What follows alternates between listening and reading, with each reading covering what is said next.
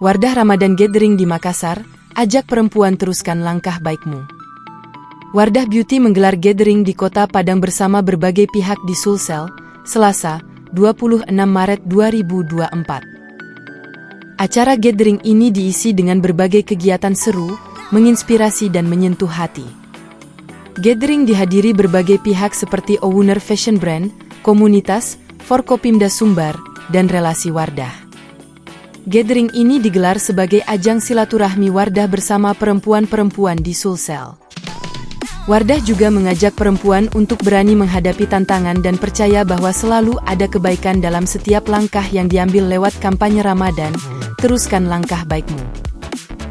Kampanye ini juga melanjutkan program kebaikan yang bermanfaat bagi masyarakat, terutama para perempuan, agar memperkuat esensi Ramadan. Pada gathering kali ini, Wardah juga mengenalkan produk baru, Wardah Crystal Secret. Gathering diakhiri dengan buka puasa bersama.